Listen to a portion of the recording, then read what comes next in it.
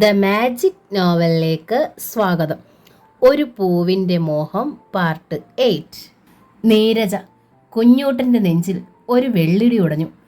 ഒരാഴ്ചയായി മറന്നിരുന്ന കാര്യമാണ്. മറക്കാൻ വേണ്ടിയാണ് ഒരാഴ്ച അവധി നീട്ടിയത്. സുദേവന് നീരജയെ മനസ്സിലായില്ലേ? മറുതലയ്ക്കലിൽ നിന്ന് അതേ പതറിയ ശബ്ദം. നിങ്ങളുടെ സ്റ്റുഡൻ്റായിരുന്ന നീരജ മേനോനാണ് ഒരാഴ്ച മുമ്പ് ആത്മഹത്യ ചെയ്ത കുട്ടി. അവളുടെ അച്ഛനാണ് ഞാൻ. പേര് സോമദാസ മേനോൻ. ഒരു പീഡിയാട്രിഷ്യനാണ്. കുഞ്ഞൂട്ടന് എന്താണ് തിരിച്ചു പറയേണ്ടതെന്ന് അറിയില്ലായിരുന്നു. എനിക്ക് മിസ്റ്റർ സുദേവനെ ഒന്ന് കാണണമെന്നുണ്ടായിരുന്നു. സോമദാസ് മേനോൻ തുടർന്നു. ഞാൻ അവിടേക്ക് വരാം. താങ്കളുടെ അനുവാദം ചോദിക്കാനാണ് വിളിച്ചത്. ഞാൻ അങ്ങോട്ട് വരാം, കുഞ്ഞൂട്ടൻ അറിയിച്ചു.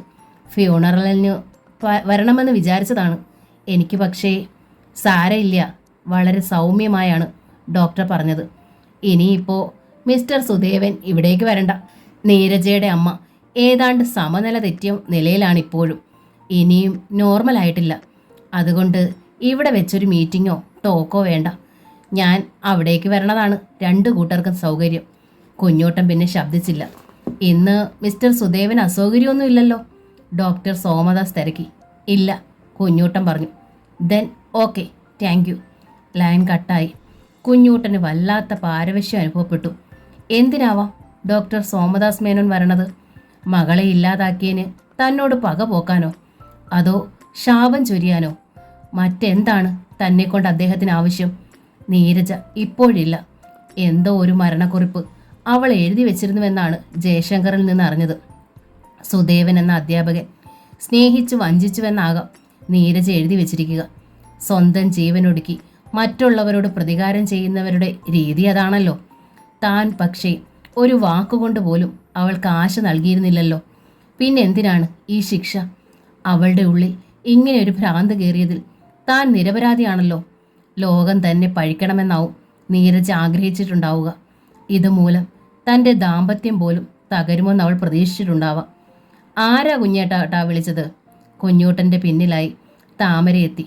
കുഞ്ഞൂട്ടൻ ദയനീയമായി താമരയെ നോക്കി. എന്താ കുഞ്ഞൂട്ടേട്ടാ? താമരയ്ക്ക് പരിഭ്രമമായി. നീരജയുടെ അച്ഛനാ വിളിച്ചത്. അദ്ദേഹം ഇങ്ങോട്ട് വരണുണ്ടത്രേ. എന്തിന്? താമര കിതച്ചു. എനിക്കെങ്ങനെ അറിയാം? കുഞ്ഞൂട്ടൻ വിഷമത്തിൽ കൈമലർത്തി. നീരജ ആരാണെന്ന് താമരയ്ക്ക് അറിയാലോ.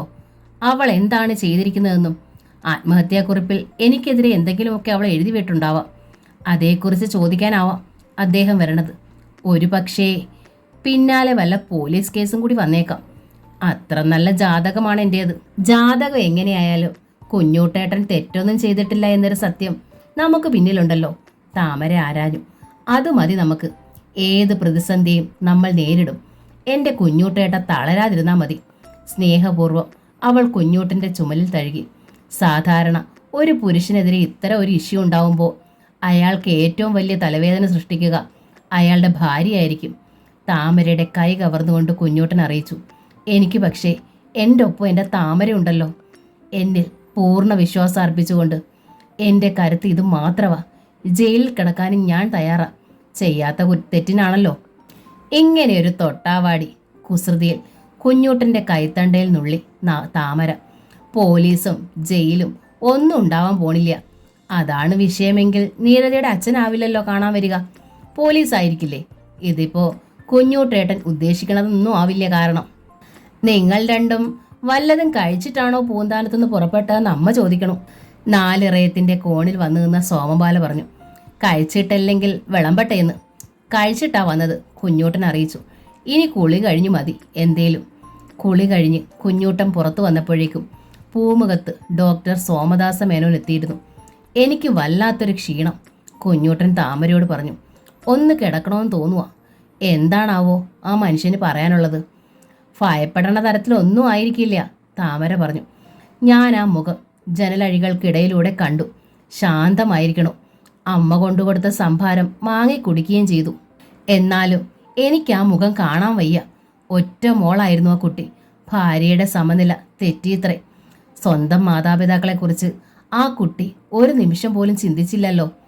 ഇനി അതൊക്കെ ഓർത്തിട്ടെന്താ? താമര ചോദിച്ചു. നമ്മളാൽ കഴിയും പോലെ സാന്ത്വനം പറയുക.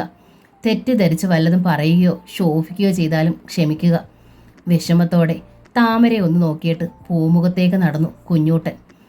ഡോക്ടർ സോമദാസ മേനോൻ ഇരുന്നിരുന്ന സെറ്റിയുടെ അരികിൽ തടിച്ചൊരു സ്യൂട്ട് കേസും ഉണ്ടായിരുന്നത് അയാളെ അത്ഭുതപ്പെടുത്തി. കുറേ നാൾ വിരുന്ന് പാർക്കാനായി പുറപ്പെട്ടതുപോലെയുണ്ട്. ഇത് തന്നെയായിരിക്കുമോ ഡോക്ടർ മേനോൻ?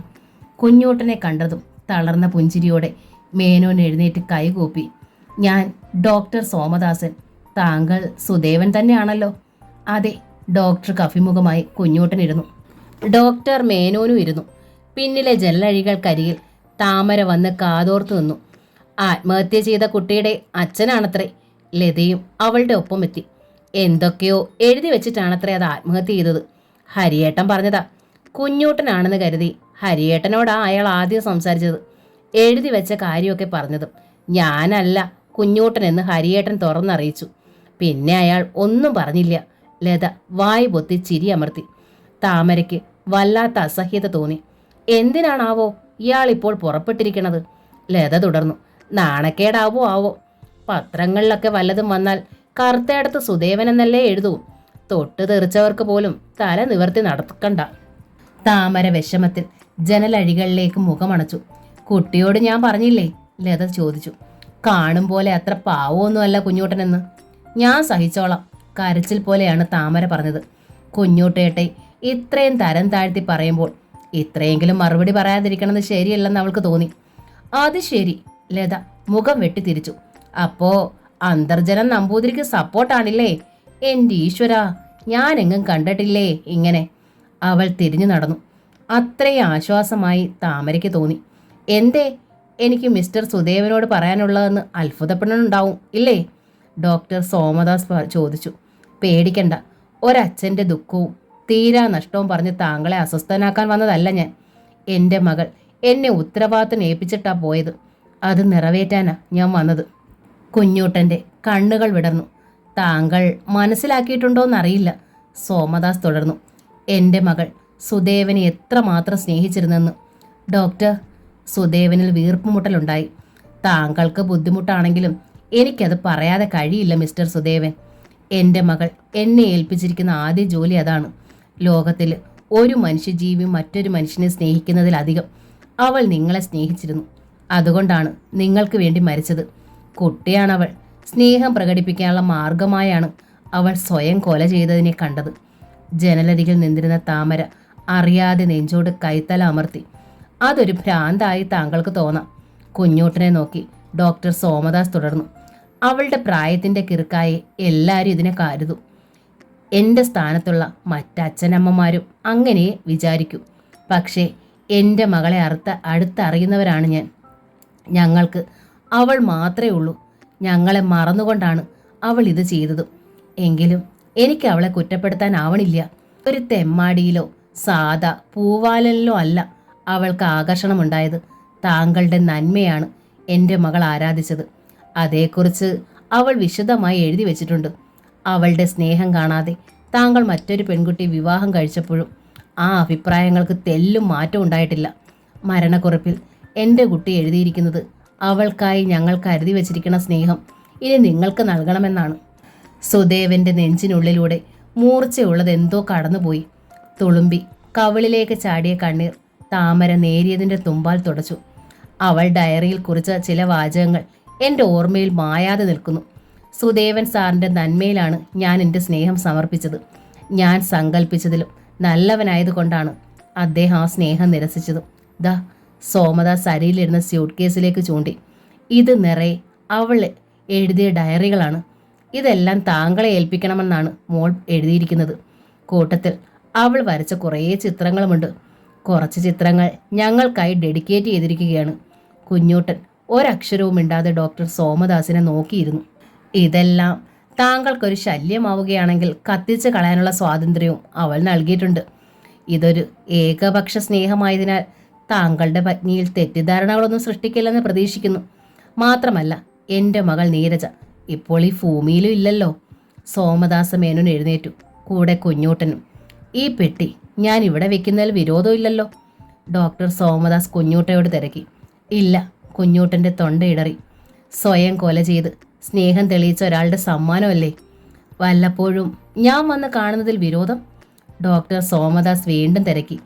മരണത്തെ നൽകിയ പുലുകിയ നിമിഷങ്ങളിലും എൻ്റെ കുട്ടിയുടെ ഓർമ്മയിൽ നിങ്ങളുടെ മുഖമായിരുന്നിരിക്കാം. അതാണ് നിങ്ങളോടുള്ള എൻ്റെ പ്രത്യേകത. തീർച്ചയായും ഡോക്ടർ വന്നോളൂ, കുഞ്ഞൂട്ടൻ അറിയിച്ചു. വൈഫിന് സുഖപ്പെട്ടാൽ അവളെ ഞാൻ കൂട്ടും. കുഴപ്പമില്ലല്ലോ? ഒരു കുഴപ്പമില്ല, സ്നേഹപൂർവ്വം ഡോക്ടറുടെ കൈ കവർന്നു കുഞ്ഞൂട്ടൻ. അവർ ഒരുമിച്ച് ഒതുക്കിന് നേർക്ക് നടന്നതും ജനലരികിൽ നിന്ന് താമര മെല്ലെ തിരിഞ്ഞു. അവൾ അതിശയിച്ചു പോയി. മുന്നിൽ നങ്ങേമയും സോമബാലയും ഉണ്ണിമായും. അതെന്തിനെ മരിച്ചുപോയൊരു പെണ്ണിന്റെ സാധനങ്ങൾ ഇവിടെ വെച്ചിട്ട് പോകുന്നത്? ഉണ്ണിമായ താമരയോട് ആരാഞ്ഞു. മരിച്ച ആളിൻ്റെതായ സാധനങ്ങൾ ഒരിടത്തും സൂക്ഷിക്കാൻ പാടില്ല. അവ ചിതയിൽ തന്നെ കത്തിക്കേണ്ടതാ. പ്രത്യേകിച്ചും നമ്മുടെ ഇല്ലത്ത് അതെന്തിനു നിക്ഷേപിക്കണം? അത് വെച്ച സ്ഥാനത്ത് പുണ്യാഹം നടത്തണം. അതൊക്കെ താമരയോട് പറഞ്ഞിട്ടെന്താ?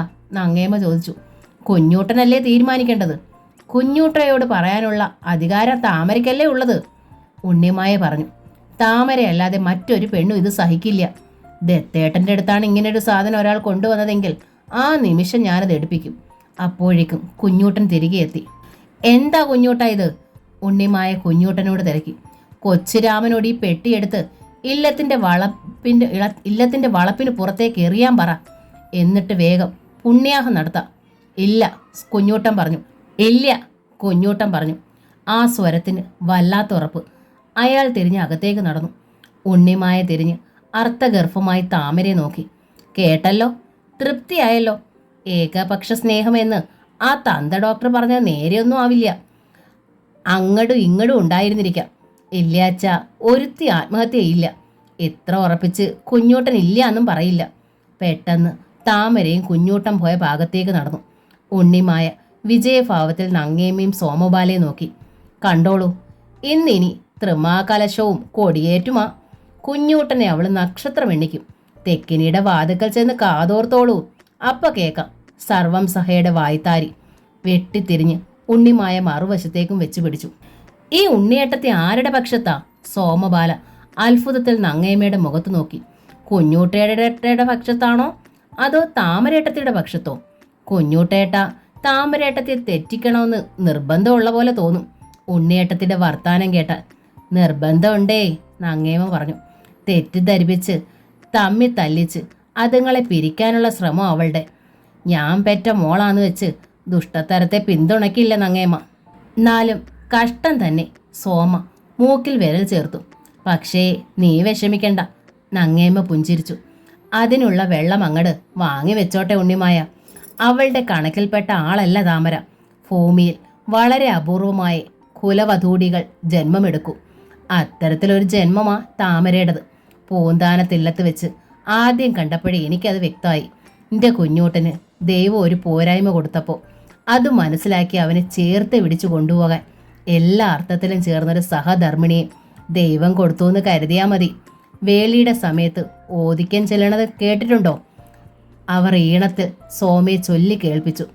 സഹധർമ്മസ്ഥിത. അതിൻ്റെ അർത്ഥം ഇന്നത്തെ എത്ര ഭാര്യമാർക്കറിയാം? അതിൻ്റെ വാച്യാർത്ഥം മനസ്സിലാക്കിയെങ്കിലും മനോധർമ്മമുള്ളവൾ പൂർണ്ണാർത്ഥത്തിൽ സഹധർമ്മിണി തന്നെയായിരിക്കും. താമരയെ സംബന്ധിച്ച നങ്ങേമ്മയുടെ നിഗമനം കൃത്യമായിരുന്നു. കുഞ്ഞൂട്ടൻ്റെ അഭീഷ്ടം മനസ്സിലാക്കി അവൾ ഡോക്ടർ സോമദാസ് വെച്ചിട്ട് പോയ സ്യൂട്ട് കേസ് എടുത്ത് തെക്കിനിയുടെ അറയിൽ കൊണ്ടുവന്ന് വെച്ചു. താമരയ്ക്ക് വിഷമം തോന്നുന്നുണ്ടോ? കുഞ്ഞൂട്ടൻ ചോദിച്ചു. എന്തിന്? താമര പുഞ്ചിരിച്ചു. സാധാരണഗതിയിൽ ഒരു ഭാര്യയ്ക്ക് ഇഷ്ടപ്പെടുന്നതല്ല എൻ്റെ തീരുമാനം, കുഞ്ഞൂട്ടൻ പറഞ്ഞു. മരിച്ചു പോയവരുടെ വകകൾ സാധാരണ ഗ്രഹങ്ങളിൽ വെക്കാറില്ല. അതിൽ പ്രേത സാന്നിധ്യം ഉണ്ടാവും എന്നാണ് വിശ്വാസം. ഇതാണെങ്കിൽ എന്നെ സ്നേഹിച്ചിട്ട് ആ സ്നേഹം തിരിച്ചു കിട്ടാത്ത നിരാശയിൽ ആത്മഹത്യ ചെയ്ത കുട്ടി. ആ കുട്ടിയുടേതായ വസ്തുതകൾ ഇവിടെ സൂക്ഷിക്കണതിൽ താമരയ്ക്ക് ദേഷ്യമില്ലേ? കുഞ്ഞൂട്ടേട്ടെ സ്നേഹിച്ച കുട്ടിയല്ലേ? താമര ചോദിച്ചു. അതിൻ്റെ ആത്മാവിനോട് എനിക്ക് ദേഷ്യമുണ്ടെങ്കിൽ കുഞ്ഞൂട്ടേട്ടയോട് എനിക്ക് സ്നേഹമില്ലെന്നല്ലേ അർത്ഥം? നമ്മുടേത് മാത്രമായി അടക്കി വെക്കാവുന്നതാണോ സ്നേഹം? കുഞ്ഞൂട്ടൻ അത്ഭുതത്തിൽ താമരയെ നോക്കി. സാധാരണ ഭാര്യമാർ അങ്ങനെയല്ലല്ലോ. രോഗിയായ ഭർത്താവിനെ വേശ്യാഗ്രഹത്തിലേക്ക് ചുമന്നുകൊണ്ടുപോയ ശീലാവതിയുടെ കഥ കേട്ടാൽ ഇന്നത്തെ പെണ്ണുങ്ങൾ കാർക്കിച്ചു കുപ്പും. ശീലാവതി ആവാനൊന്നും ഞാനും തയ്യാറല്ല, താമര പുഞ്ചിരിച്ചു. എന്ന് വെച്ച് തൊട്ടതിനൊക്കെ സംശയിക്കാനും വഴക്കിടാനും ഞാൻ നിശ്ചയിച്ചിട്ടില്ല. നീരജയോടായിരുന്നു കുഞ്ഞൂട്ടേട്ടയ്ക്ക് സ്നേഹമെങ്കിൽ അനാഥയും ദരിദ്രയുമായ എന്നെ സ്വീകരിക്കില്ലായിരുന്നല്ലോ. അത്രയെങ്കിലും മനസ്സിലാക്കാനുള്ള ബുദ്ധി എനിക്കുണ്ട്. ആശ്വാസം. കുഞ്ഞൂട്ടൻ അവളെ ചേർത്ത് പിടിച്ചു. അപ്പോഴേക്കും നങ്ങേമ്മ അറയുടെ വാതിക്കലെത്തി. തോനെ നേരം ആയില്ലോ അകത്തേക്ക് പോന്നിട്ട്. താമരേട്ടത്തെ കണ്ടതേയില്ലെന്നും പറഞ്ഞ് സോമയ്ക്ക് പരിഭ്രമം. വഴക്കടിപ്പിക്കാൻ ഇവിടെ ആളുകളുണ്ടേ, അതാ സംശയം. കുഞ്ഞൂട്ടൻ താമരയെ വിട്ടു. എന്നിട്ട് അമ്മയോട് പറഞ്ഞു, ആര് ശ്രമിച്ചാലും ഞങ്ങളെ വഴക്കടിപ്പിക്കാനാവില്ല അമ്മേ. എങ്കിൽ നാളെ തൊട്ടെങ്കിലും കോളേജിൽ പോവാൻ നോക്കണം, നങ്ങേമ്മ അറിയിച്ചു. അവധിയായിട്ടിപ്പോൾ എത്ര ദിവസം ആയി? അവധി ഉള്ളത് മുഴുവൻ ഒരുമിച്ചെടുത്ത് തീർത്താൽ ഒരത്യാവശ്യം വരുമ്പോൾ എന്താ കാട്ടുക? താമര പുഞ്ചിരിയിൽ കുഞ്ഞൂട്ടനെ നോക്കി. പിന്നെ നങ്ങേമ്മയോട് പറഞ്ഞു, നാളെ തൊട്ട് പോവൂ അമ്മേ. ആത്മഹത്യ ചെയ്ത ആ കുട്ടിയുടെ പ്രശ്നം കാരണം മടിയായിരുന്നു കുഞ്ഞൂട്ടേട്ടയ്ക്ക്. ആ ഡോക്ടർ വന്ന കാര്യം പറഞ്ഞതോടെ സമാധാനമായി. ഇപ്പോൾ അതങ്ങനെ ഒരു കഷ്ടകാലം. താടിക്ക് കൈ കൊടുത്തു നങ്ങേമ്മ. പെൺകുട്ടികളോട് ഒരടുപ്പവും കാണിക്കണമെന്നല്ല എൻ്റെ കുഞ്ഞൂട്ടൻ. മുതിർന്നേ പിന്നെ സോമയുടെ അടുത്ത് പോലും അവനൊരു വർത്താനം ഇല്ല. എന്നിട്ടാ ഇത്തരം ഓരോ കേൾവികൾ. മനസ്സറിയാതെ അപവാദം കേൾക്കി വേണ്ടി വരുമെന്ന് ശ്രീമംഗലം പറഞ്ഞത് എത്ര കൃത്യമായി. അമ്മയെ കൊണ്ട് കൂടുതൽ വർത്തമാനം പറയിക്കാതിരിക്കാൻ കൂടെ ചെന്നോളൂ എന്ന് കുഞ്ഞൂട്ടൻ താമരയോട് കണ്ണുകൊണ്ട് ആംഗ്യം കാണിച്ചു. കുസൃതി ചിരിയോടെ താമര പുറത്തേക്ക് ഇറങ്ങി ചെന്നു. നങ്ങേമ്മയുടെ കൈ പിടിച്ചു. അമ്മ വരൂ, അമ്മയ്ക്ക് വേണ്ടി ഞാൻ പൂന്താനത്തുനിന്ന് ഒരു സാധനം കൊണ്ടുവന്നിട്ടുണ്ട്. 4 ഇറയത്തിൻ്റെ വട്ടത്തോണിൽ ചാരി വെച്ചിരുന്ന ബാഗിൽ നിന്ന് അവൾ ഒരു പൊതി തപ്പിയെടുത്തു. എന്തേ ഇത്? അടുക്കളയിലേക്ക് നടക്കുമ്പോൾ നങ്ങേമ്മ താമരയെ ആകാംക്ഷയിൽ നോക്കി. മാങ്ങ ഇഞ്ചി. താമര പുഞ്ചിരിച്ചു. ഈശ്വര! നങ്ങേമ്മ ആ പൊതി പിടിച്ചു വാങ്ങി. എന്തിഷ്ടമാണെന്നോ എനിക്ക്. എങ്ങനെ അറിഞ്ഞു കുട്ടി ഇത്? അമ്മ ഒരിക്കൽ ഉമ്മിണി അമ്മയോട് പറയണത് കേട്ടു. ഉമ്മിണി അമ്മയുടെ തൊടിയിലുണ്ടായിരുന്നത് മുഴുവൻ ഉണങ്ങിപ്പോയെന്ന് അവരും പറഞ്ഞു. അപ്പോഴേ ഞാൻ മനസ്സിൽ കരുതി, പൂന്താനത്തെ കുളിപ്പുരയുടെ അരികിൽ കുറേ ചൂടുണ്ട്, അവിടെ ആരും എടുക്കാറില്ല. അരച്ചു കലക്കുകയും കായ മെഴുക്ക് വരട്ടിയും മതി അമ്മായിക്ക്. അമ്മാമ്മയ്ക്കാച്ച ചമ്മന്തിയോടൊക്കെയാ കമ്പം. എന്നാലും എൻ്റെ കുട്ടി ഓർത്തിരുന്ന് കൊണ്ടുവന്നുല്ലോ. നങ്ങേമ്മയ്ക്ക് വലിയ സന്തോഷമായി. അവിടുന്ന് ഇപ്പോൾ മറ്റെന്താ അമ്മേ കൊണ്ടുവരാനുള്ളത്? താമര ചോദിച്ചു. ഇവിടെ ഇല്ലാത്ത എന്താ അവിടെ ഉള്ളത്? കൊണ്ടുവരണ സാധനത്തിൻ്റെ വിലയല്ല കുട്ടി പ്രധാനം, കൊണ്ടുവരണവരുടെ മനസ്സിലെ സ്നേഹമാണ്. താമരയുടെ കണ്ണുകളിൽ സന്തോഷാശ്രുക്കൾ തിളങ്ങി. ആട്ടെ, അവിടെ എല്ലാവരും നിന്നോട് സ്നേഹമായി തന്നെ പെരുമാറിയല്ലോ ഇല്ലേ? അതോ പഴയ മട്ട് തന്നെയാണോ? നങ്ങേമ്മ തിരക്കി. അല്ലമ്മേ.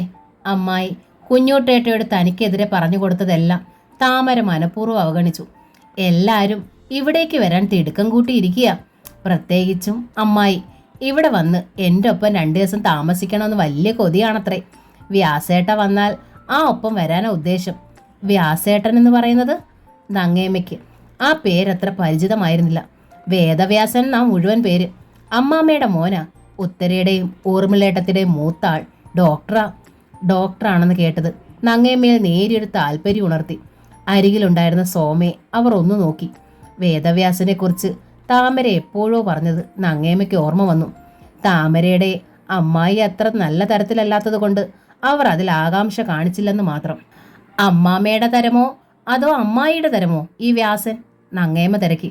വീണ്ടും സോമബാലയെ നോക്കി. സോമ മുഖം കുനിച്ചു നിൽക്കുകയായിരുന്നു. 2 പേരുടെയും തരമല്ല. വ്യാസേട്ടയുടെ സ്വന്തം തീരുമാനമുണ്ട്. എല്ലാ ക്ലാസ്സിലും ഒന്നാമനായി ജയിച്ച് സ്കോളർഷിപ്പോടെ പഠിച്ച ആളാ വ്യാസേട്ട. പാവങ്ങളോട് നല്ല മനസ്സലിവുമുണ്ട്, താമര പറഞ്ഞു. വേളിയുടെ ആൽബം എടുത്തു വ്യാസനെ അവൾ അമ്മയ്ക്കും സോമയ്ക്കും കാണിച്ചു കൊടുക്കുകയും ചെയ്തു. നങ്ങേമ്മ അപ്പോഴാണ് ആ മുഖം ശ്രദ്ധിക്കുന്നത്. നല്ല സുന്ദരൻ, പരിഷ്കാരവുമുണ്ട്. സോമയുടെ മുഖത്തേക്ക് അവർ ഒരിക്കൽ കൂടി ഒളിഞ്ഞു നോക്കി. ആ മുഖത്ത് നാണവും വിയർപ്പും.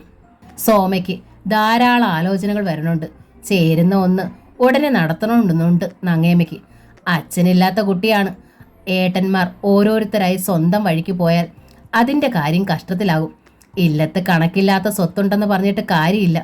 അതിവിടെ ഏതെങ്കിലും ഒരു കെട്ടിനുള്ളിൽ നരകിച്ച് കഴിയേണ്ടി വരും. ഏട്ടത്തിയായ ഉണ്ണിമായയാണെങ്കിൽ അനിയത്തിക്ക് ഒരാലോചന കൊണ്ടുവന്നിട്ടുണ്ട്. ഉണ്ണിയുടെ നമ്പൂതിരിയായ ചാരുദത്തൻ്റെ അനിയൻ ഇട്ടിവാസുവുമായി.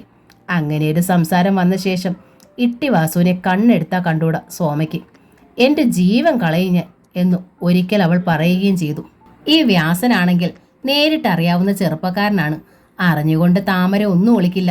ആകെയുള്ളൊരു പ്രശ്നം സാവിത്രി അന്തർജനമാണ്. അവർ ഒട്ടും ശരിയല്ലെന്ന് നങ്ങേമ്മയ്ക്കറിയാം. പക്ഷം കാലം ഇതല്ലേ. വേളി കഴിഞ്ഞാൽ വ്യാസൻ സോമയെ ഇല്ലത്തൊന്നും നിർത്താൻ സാധ്യതയില്ല, കൂടെ കൊണ്ടുപോവുകയുള്ളൂ. വേണവെച്ചാ മുൻകൂർ അതേപ്പറ്റി പറയുകയും ചെയ്യാം. വ്യാസന്റെ ഇല്ലത്ത് സ്വത്തില്ലെങ്കിൽ കറുത്തയിടത്തുനിന്ന് കനത്തൊരു ഭാഗം കൊടുക്കാമല്ലോ സോമയ്ക്ക്. വ്യാസന്റെ സ്വഭാവം നല്ലതാണോ എന്നോ മാത്രം ഉറപ്പിച്ചാൽ മതി. ഈ ഒരു ചിന്ത തനിക്ക് മുമ്പേ എന്തുകൊണ്ട് തോന്നിയില്ല എന്നൊരു കുണ്ഠിതവും നങ്ങേമയ്ക്കുണ്ടായി. അവർ ആൽബം കാണുന്നതിനിടയിൽ ഉണ്ണിമായയും പിന്നിലെത്തി. ഇതാണ് താമരയുടെ ഏട്ടൻ വ്യാസൻ. നങ്ങേമ്മ ഉണ്ണിക്ക് കാണിച്ചു കൊടുത്തു. ഡോക്ടറാണത്രേ, നല്ല ഐശ്വര്യമുഖമുള്ള മുഖം ഇല്ലേ? താമരയുടെ സ്വന്തം ഏട്ടനൊന്നും അല്ലല്ലോ. ഉണ്ണിമായ ഒരു കുറ്റം കണ്ടുപിടിച്ചു. അമ്മാമ്മയുടെ മോനല്ലേ, അതുകൊണ്ടെന്താ, സ്വന്തമായി തന്നെയാ അവർ പരസ്പരം കാണുന്നത്. പിന്നെ താമരയോട് നങ്ങേമ്മ ചോദിച്ചു, ഏട്ടയ്ക്ക് വേളി ആലോചനകൾ വരണുണ്ടോ താമരെ? ഹൗസ് സർജൻസി കഴിയണതല്ലേ ഉള്ളൂ, താമര പറഞ്ഞു. ആലോചനകളൊന്നും ആയിട്ടില്ല. നങ്ങേമ്മയ്ക്ക് ആശ്വാസമായി. അപ്പോൾ ഉണ്ണിമായ മുഖം ചുളിച്ചു. കണ്ടാൽ സിനിമയുടെ വില്ലന്മാരെ പോലെ ഒരു കട്ടുണ്ട്. മുഖം കണ്ടിട്ട് സ്വഭാവം അത്ര നന്നതാണെന്ന് എനിക്ക് തോന്നണില്ല. എത്രയൊക്കെ ആയാലും ആ അമ്മയുടെ വയറ്റിൽ ജനിച്ചതല്ലേ, എന്താ അവരുടെ ഒരു നാമൂസ്? എന്തെങ്കിലും കുറ്റം കണ്ടുപിടിച്ചോളൂ, നങ്ങേമ്മ മുഖം വെട്ടിത്തിരിച്ചു. എല്ലാം തികഞ്ഞവളാണല്ലോ നീ. ഇയാളെ കുറ്റം പറഞ്ഞത് അമ്മയ്ക്ക് അത്രയ്ക്ക് ഇഷ്ടമായില്ല. ഉണ്ണി ചോദിച്ചു. എന്തേ, മകളെ ഇയാൾക്ക് കൊടുക്കാമെന്നോ മറ്റോ പ്ലാനുണ്ടോ? കൊടുത്താൽ തെറ്റൊന്നും ഇല്ലല്ലോ, നങ്ങേമ്മ വിട്ടില്ല. നമ്പൂരാര് തന്നെയല്ലേ, തെറ്റൊന്നുമില്ല. കറുത്തേടത്തെ 2 ഭാഗം സ്വത്ത് പൂന്താനത്തേക്ക് കൊണ്ടുപോവാം. അയ്യപ്പുല്ല് കിളിർക്കാത്തൊരു സ്ഥലം അവരുടേത്. പക്ഷേ ഭാഗ്യം വന്ന് കൊലച്ച് കിടക്കുക അവർക്ക്. ഒരു രംഭയാണല്ലോ ഇങ്ങോട്ട് കൊണ്ടുവന്നത്. കയ്യിൽ കയവിഷവുമായിട്ടാ അവൾ പോന്നിരിക്കണത്. ചോറ്റാനിക്കരെ കൊണ്ടുപോയി ആണയിൽ തറയ്ക്കണം ഈ യക്ഷിയെ. ചവിട്ടി കുതിച്ച് ഉണ്ണിമായ തിരിഞ്ഞു നടന്നു. താമര വല്ലാതായി.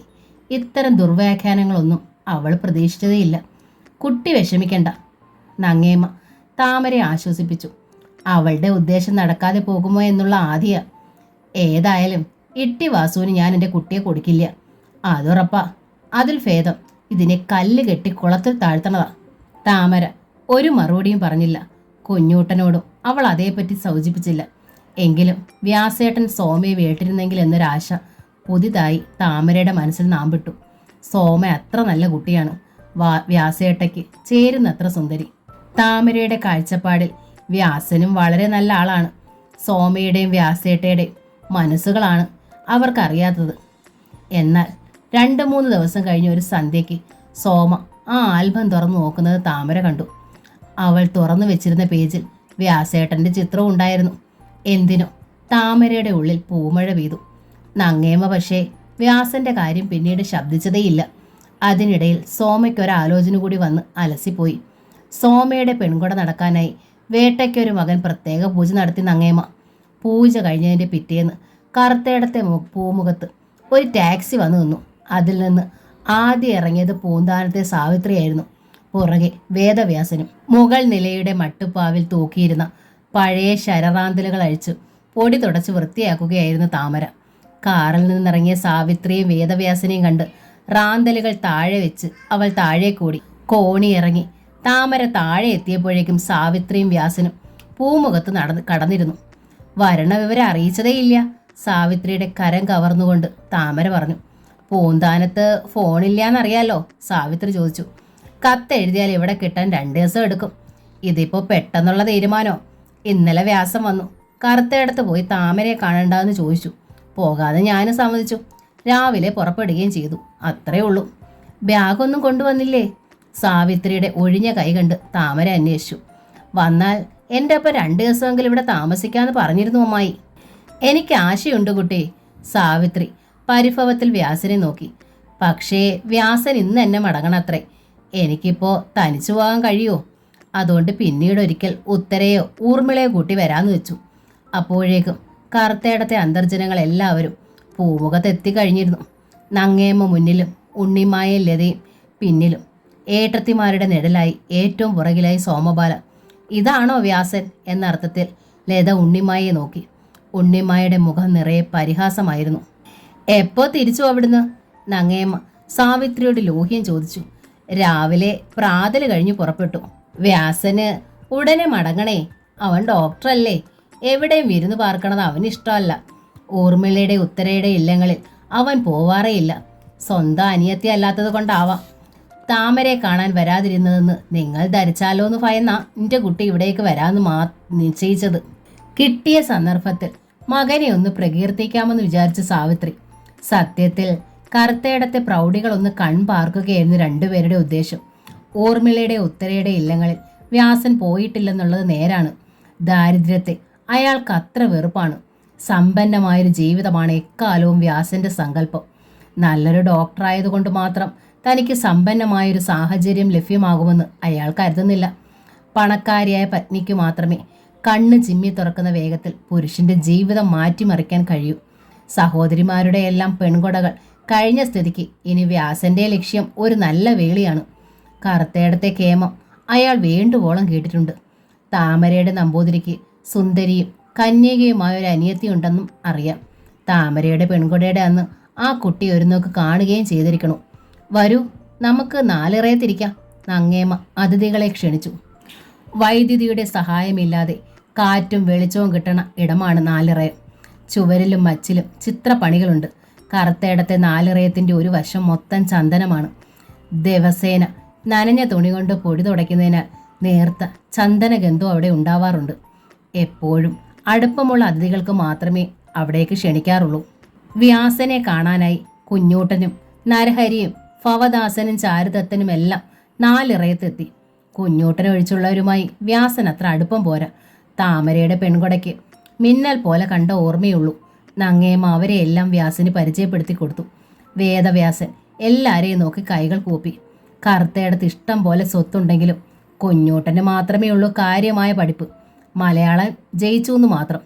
ഉണ്ണിമായയുടെ നമ്പൂതിരിയായ ചാരുദത്തൻ വക്കീൽ പരീക്ഷ ജയിച്ചതായി പറയുന്നുണ്ട്. പക്ഷേ അയാളും പ്രാക്ടീസിനൊന്നും പോവാതെ വേളിയുടെ ഇല്ലത്ത് കൂടിയിരിക്കുകയാണ്. ഒരു ഡോക്ടറുടെ പദവിയിലുള്ള ഉദ്യോഗം കറുത്തയിടത്ത് അന്യമാണ്. അതിൻ്റെ ഒരു അഭിമാനം വ്യാസൻ അനുഭവപ്പെട്ടു. ഹൗസ് സർജൻസി കഴിഞ്ഞ് എന്താ പ്ലാൻ? നരഹരി വ്യാസനോട് ചോദിച്ചു. ഹയർ സ്റ്റഡീസ് ഉദ്ദേശമുണ്ടോ, അതോ വല്ല ആശുപത്രിയിലും കടന്നുകൂടുമോ?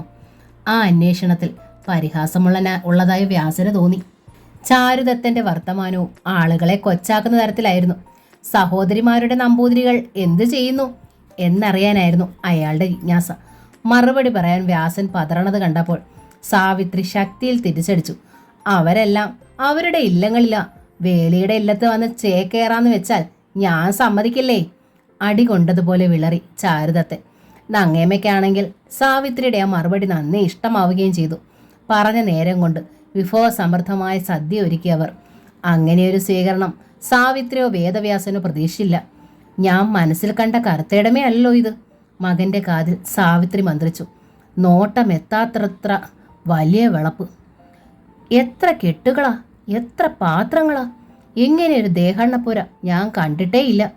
തെങ്ങുകളിൽ കുലകുത്തി കിടക്കുകയല്ലേ നാളികേരങ്ങൾ. ഇതിൻ്റെ 10 ഭാഗം കിട്ടണവനും പ്രഭുവാ. അറിയോ, വേട്ടത് ഭ്രാന്തനായാലും വേണ്ടിയില്ല. താമര ഭാഗ്യവതി തന്നെയാ. അമ്മ പറയണത് അക്ഷരം പ്രതി സത്യമായി വേദവ്യാസനും തോന്നി. കുറച്ച് ദൗർഭാഗ്യങ്ങളൊക്കെ ഉണ്ടെങ്കിലും ഇവിടുത്തെ സന്തതികളെ മഹാലക്ഷ്മി അറിഞ്ഞ് അനുഗ്രഹിച്ചിരിക്കുകയാണ്. വേണോന്ന് വിചാരിച്ചാൽ ഈ ഭാഗ്യം നമ്മളെയും അനുഗ്രഹിക്കാം. കുസൃതി ചിരിയോടെ ശബ്ദം താഴ്ത്തി സാവിത്രി തുടർന്നു. നിനക്ക് ബുദ്ധിയുണ്ടായാൽ മതി. താമരയുടെ ഒരു പിന്തുണയും വേണം. എനിക്ക് മനസ്സിലായില്ല. വ്യാസൻ മനഃപൂർവ്വം മണ്ടം കളിച്ചു. നീ കണ്ടില്ലേ ഇവിടുത്തെ ഏറ്റവും ഇളയ പെൺകിടാവിനെ? എന്താ അതിനൊരു കുറവ്? ഈ ഇല്ലത്തേക്കൊരു ഡോക്ടറെ കിട്ടുമെന്ന് വന്നാൽ ഇവർ വേണ്ടാന്ന് വെക്കുവോ? സാവിത്രി ചോദിച്ചു. വ്യാസന്റെ മുഖം തൊടുത്തു. കുഞ്ഞൂട്ടനൊഴിച്ചാൽ ഇവിടുത്തെ നമ്പൂതിരിമാർക്ക് ആർക്കും ഇല്ല തൊഴിൽ. തീറ്റയും കുടിയുമായി എല്ലാ ഇല്ലത്ത് ചടഞ്ഞുകൂടിയിരിക്കുക. എന്നുവെച്ച് വലിയ താല്പര്യമില്ലാത്ത മട്ടിൽ വ്യാസൻ മുഖം തിരിച്ചു. എന്നുവെച്ചാൽ ഒന്നുമില്ല. സാവിത്രി മുഖം ചൊളിച്ചു. ഒന്നും അറിയാത്ത ഇള്ളക്കുട്ടി. ഏതായാലും ഞാൻ ചിലതൊക്കെ മനസ്സിൽ കണ്ടിട്ടുണ്ട്. നീ എതിര് പറയരുതെന്നേ ഉള്ളൂ. സത്യത്തിൽ താമരയെ കാണാൻ ഇവരെല്ലാം ഇവിടെ വന്നപ്പോഴേ ഞാൻ ഈ കുട്ടിയെ ശ്രദ്ധിച്ചതാ. അന്ന് എനിക്കത്ര കാര്യമായി തോന്നിയില്ലെന്ന് മാത്രം.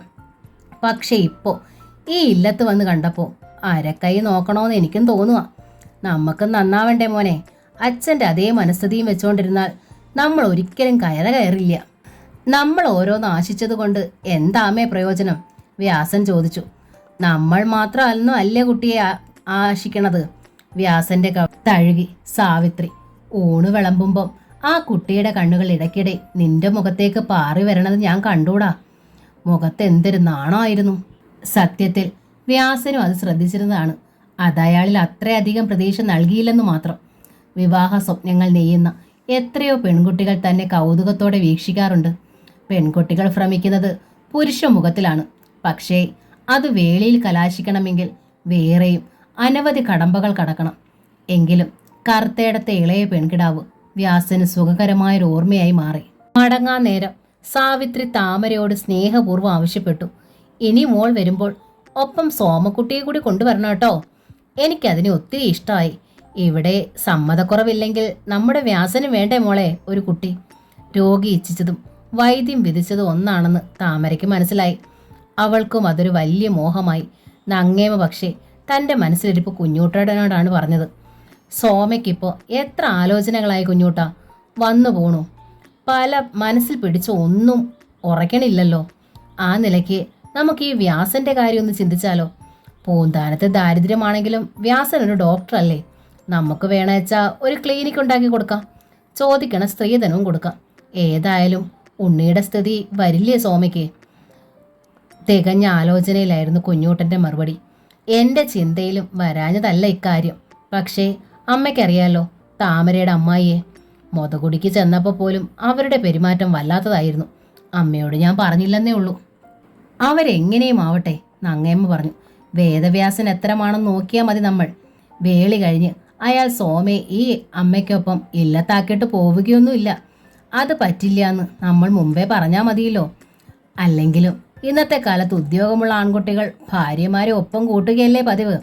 പരിചയമില്ലാത്ത മറ്റൊരിടത്തേക്ക് അയച്ചാൽ ഇവിടുത്തെ സാഹചര്യം നമുക്കറിയില്ലല്ലോ. കുഞ്ഞൂട്ടൻ ഉത്തരമില്ലാതെ ഇരുന്നു. ആകട്ടെ, വ്യാസന്റെ കാര്യത്തിൽ നിനക്ക് എതിർപ്പ് വല്ലതുമുണ്ടോ? നങ്ങേമ തിരക്കി. എതിർക്കത്തക്കതായി ഒന്നും എനിക്ക് തോന്നണില്ല, കുഞ്ഞൂട്ടൻ സമ്മതിച്ചു. എന്നാലും എടുത്തു ചാടിയൊന്നും വേണ്ട. താമരയോട് ഞാൻ ഇതേക്കുറിച്ച് പറയാതിരുന്നത് നിന്റെ അഭിപ്രായം അറിഞ്ഞിട്ട് മതിയെന്ന് വെച്ചാ. നങ്ങേമ തുടർന്നു. വ്യാസന് താല്പര്യമുണ്ടോയെന്ന് താമരയെ കൊണ്ട് നമുക്ക് അന്വേഷിപ്പിക്കാം. താല്പര്യമാണച്ച പെൺകൊടയ്ക്കൊക്കെ സാവധാനം മതി.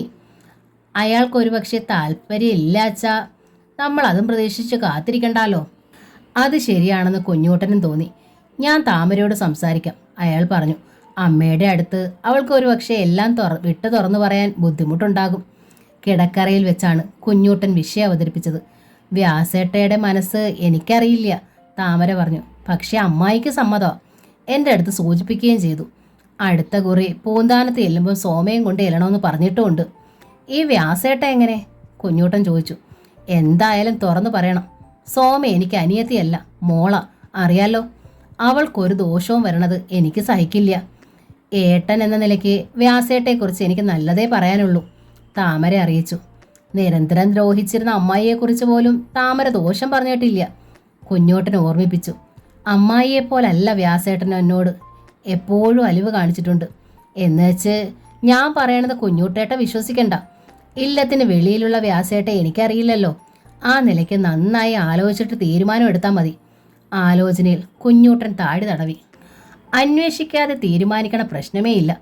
ഉണ്ണിയേട്ടയുടെ അവസ്ഥ സോമയ്ക്ക് വന്നൂടാലോ. സോമയാണെങ്കിൽ ഒരു പാവവുമാ. സോമബാല പക്ഷെ പുതിയൊരു ലോകത്തായിരുന്നു. പഠനത്തിലുള്ള താല്പര്യം കുറഞ്ഞ മട്ട്. ഇലക്കുറി തൊടാനും മുക്കൂറ്റി ചാന്തുണ്ടാക്കാനും കയ്യുണ്ണിച്ചാറിൽ തിരിതെറുത്ത് കൺവശി ഉണ്ടാക്കാനും ഒക്കെയായി കമ്പം.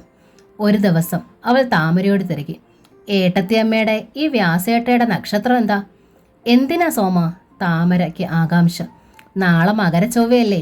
സോമയുടെ മുഖം തുടുത്തു. കാവിലൊരു അർച്ചന കഴിപ്പിക്കാനാ കുട്ടി. താമര വിടർന്ന മിഴികളോടെ സോമബാലയെ നോക്കി. കുട്ടിക്ക് അത്ര ഇഷ്ടമാണോ വ്യാസേട്ടെ? സോമ നാണത്തിൽ മുഖം കുനിച്ചു. താമര അവളെ ചേർത്ത് പിടിച്ചു. ഇങ്ങനെ ചമ്മണ്ടാട്ടോ. കുട്ടി വ്യാസേട്ടനെ ഇഷ്ടപ്പെടണതിൽ ഇവിടെ ആർക്കും എതിർപ്പുണ്ടെന്ന് തോന്നണില്ല. അവിടെയും താല്പര്യം ഉണ്ടാകാനേ വഴിയുള്ളൂ. എന്നാലും വ്യാസേട്ടയുടെ മനസ്സുകൂടി അറിഞ്ഞിട്ട് മതി അർച്ചന കഴിക്കാനും മറ്റും. സോമ ശബ്ദിച്ചില്ല. അവളുടെ ശ്വാസതാളം പോലും വളരെ നേർത്തുപോയി. എന്നുവെച്ച് നക്ഷത്രം അറിയാതിരിക്കണ്ട, താമര അത് പറഞ്ഞു കൊടുത്തു. ചേർച്ചയുണ്ടോയെന്ന് അമ്മയെ കൊണ്ട് ശ്രീമംഗലത്തോട് തിരക്കിക്കാം. നക്ഷത്രത്തിൻ്റെ ചേർച്ചയെക്കുറിച്ചൊന്നും സോമബാലയ്ക്ക് വേവലാതി ഉണ്ടായിരുന്നില്ല. വ്യാസേട്ടയുടെ മനസ്സോർത്തും അവൾ ആശങ്കപ്പെട്ടില്ല. ആ വിഗ്രഹം സോമ നെഞ്ചിനുള്ളിൽ പ്രതിഷ്ഠിച്ചു കഴിഞ്ഞിരുന്നു. പിറ്റേന്ന് മകരച്ചൊവ്വയ്ക്ക് ഭഗവതി ക്ഷേത്രത്തിൽ പ്രത്യേകം വഴിപാടും കഴിപ്പിച്ചു. പ്രസാദവുമായി അവൾ താമരയുടെ മുന്നിലെത്തി. താമരയേട്ടത്തി എൻ്റെ ഒപ്പം ഉണ്ടായിരുന്നാൽ മതി, എല്ലാം നടക്കുമെന്ന് എനിക്ക് ഉറപ്പാ. എനിക്കൊരധികാരം ഇല്ല കേട്ടോ, താമര ഓർമ്മിപ്പിച്ചു. എൻ്റെ സ്വന്തം ഏട്ടയല്ലെന്നറിയാലോ. അമ്മായി അണച്ച 70 ശീലമുള്ള ആളാ. എപ്പോഴാ തലതിരിയാന്നൊന്നും പറയാൻ പറ്റില്ലേ. ഒന്നും തലതിരിയില്ല. സോമ കുസൃതി കണ്ണാൽ താമരയെ നോക്കി. ഞാൻ സോമവാരവ്രതം നോക്കണുണ്ട്. മനസ്സിൽ നിശ്ചയിച്ചാൽ മതി, അയാളെ തന്നെ കിട്ടൂന്നാ സോമവാരവ്രതത്തിന്റെ ഫലശ്രുതി. ആ സംഭാഷണം നാലകത്തു നിന്ന് നങ്ങേമ കേട്ടു. സോമയകത്തേക്ക് പോയതും നങ്ങേമ താമരയുടെ അരികിലേക്ക് വന്നു. എന്തേ അവൾ പറഞ്ഞത്? താമര ഒന്ന് ശങ്കിച്ചു. പറഞ്ഞോളൂ, നങ്ങേമ പ്രേരിപ്പിച്ചു. വ്യാസന്റെ കാര്യം വല്ലതുമാണോ? അതെ, നേരിയ പതർച്ചയോടെയാണ് താമര അറിയിച്ചത്. കുട്ടി എപ്പോഴും അത് തന്നെയാ പറയണത്. എങ്കിൽ ഒട്ടും താമസിക്കാതെ പൂന്താനത്ത് എന്ന് ആലോചിക്കണം. വ്യാസന്റെ മനസ്സറിയാതെ അതിവിടെ സ്വപ്നം കണ്ട് കഴിയുന്നിട്ട് എന്താ കാര്യം? ശരിയാ, താമരയുടെ സ്വരം താണു. താമരയോ കുഞ്ഞൂട്ടനോ ചെന്ന് തിരക്കണത് ഭംഗിയല്ല. നങ്ങേമ തുടർന്നു. നമുക്ക് ചേമഞ്ചേരിയെ തന്നെ ഈ ദൗത്യം അങ്ങടെ ഏൽപ്പിക്കാം. അതാ നന്ന്. ഇത്തരം കാര്യങ്ങളിൽ ചേമഞ്ചേരിക്കൊരു പ്രത്യേക തഞ്ചമുണ്ടേ. ഇങ്ങനെ ചേമഞ്ചേരി എത്തി. പല കുറി നളചരിതത്തിലെ ഹംസമായി കളിയരങ്ങിൽ ആട്ടം ഇട്ടിട്ടുണ്ടേ. വെറ്റിലക്കറ പുരണ്ട പല്ലുകൾ വെളിയിൽ കാട്ടി ചേമഞ്ചേരി. ഇപ്പോതാ ജീവിതത്തിലും നിക്ക് സ്ഥിരം ഹംസവേഷമായി. സന്തോഷമേ ഉള്ളൂ കേട്ടോ, പ്രത്യേകിച്ച് ഇവിടുത്തെ കാര്യമാവുമ്പോൾ. ഞങ്ങൾ 2 കൂട്ടരെയും ചേമഞ്ചേരിക്കറിയാം, നങ്ങേമ പറഞ്ഞു. ഇതിലെന്തേലും പോരായ്മയുണ്ടെങ്കിൽ ഇപ്പം തന്നെ പറയണം. ഇപ്പോഴാച്ച ഒഴിയാൻ ബുദ്ധിമുട്ടില്ല. എന്തിനെ ഒഴിയണത്? ചേമഞ്ചേരി ചോദിച്ചു. നല്ല ആലോചനയല്ലേ. വ്യാസനെ ചേമഞ്ചേരിക്ക് അറിഞ്ഞൂടെ? നിങ്ങൾ ഒരേ ദേശക്കാരാണല്ലോ. എങ്ങനെയാ അയാൾ? അതിന് ഞാനൊരു മറു ചോദ്യാ ചോദിക്കണത്. ചേമഞ്ചേരി ചിരിച്ചു. നമ്മുടെ താമരക്കുട്ടി എങ്ങനെയാ? ഞാൻ കൊണ്ടുവന്ന ആലോചനയാണല്ലോ. താമര കൂടി കേൾക്കുകയായിരുന്നു ആ അന്വേഷണം. നങ്ങേമയൊന്ന് പതറി. അടുത്ത നിമിഷം ചിരിയോടെ അറിയിച്ചു. താമരയുടെ കാര്യത്തിൽ ചേമഞ്ചേരിക്ക് ഒരു പിഴവും പറ്റിയിട്ടില്ല എന്നു മാത്രമല്ല, ഈ ഇല്ലത്തെ പിതൃക്കൾക്കും പരദേവതകൾക്കും പോലും ചേമഞ്ചേരിയോട് നന്ദിയുണ്ട്.